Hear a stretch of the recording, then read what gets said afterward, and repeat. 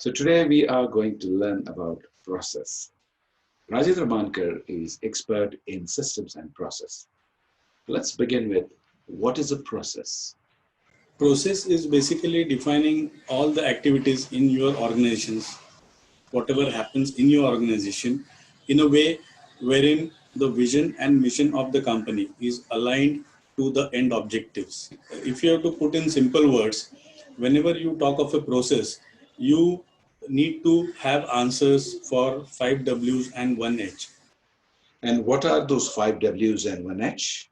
5 W's is what is to be done, why it is to be done, where it is to be done, when it is to be done, who is going to do it, and at the same time, how it is going to be done.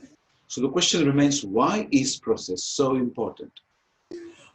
Basically, what happens is the process is important for an organization because you are able to get repeatability of results and you are getting the results by design. Like, to have a very very simple example, I would quote example of a McDonald product. Wherever, whichever corner of the world you go, you will get the same taste and same delivery of any product which you are choosing. So the reason why I'm saying, because the recipe is fixed, the process is defined. How do you make any product which is a McDonald product? So you are able to get the repeatability, and once you get the success, you are able to repeat the success time and again, day after day. If I do not have process, what is the loss or gain? See, if you don't have a well-defined process, what happens is you are not able to have control on your results of anything what is happening inside the organization, results on the profitability of the organization, and result and control over the end objectives, whatever are defined for an organization, would never be met. Is there any key to process? The key to implementation of process is basically you need to have the understanding of the subject. That is one. Second is you need to have discipline and commitment. So are there any stages in implementing the process-based approach? Basically, there are 6 stages of any process-based approach. First is you need to define the process. The reason to define the process is that you would have taken care of all the artifacts, you would have taken care of all the constraints basically when you define the process. And as you define the process, what is important is, have you established the measures to really measure your process outcomes? That is the second stage. Once you have defined the uh, measures to uh, rate your process or to understand your process, whether it is happening right or not. Third is analyzing the process, basically what the way process is going on.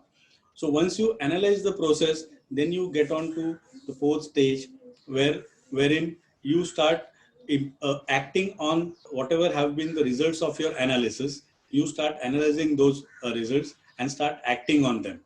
And the moment you start acting on those, you get into the next cycle, which is you're establishing the process, and on a continual basis, that if you have achieved a result, you are able to sustain those results.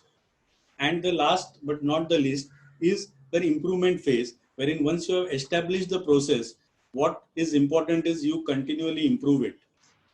So how does process compiling the system leads to success? Yes.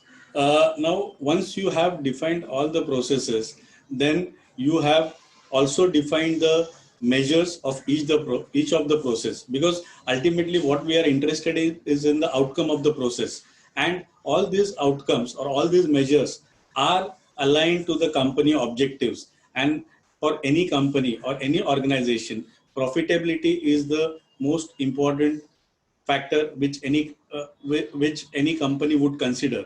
Once you have got into continual improvement mode, automatically the results start flowing, and there are cost effective measures which come in, and company gets into this habit of improving on the current situation. Oh, that was amazing. Process, so simply explained. Thank you very much.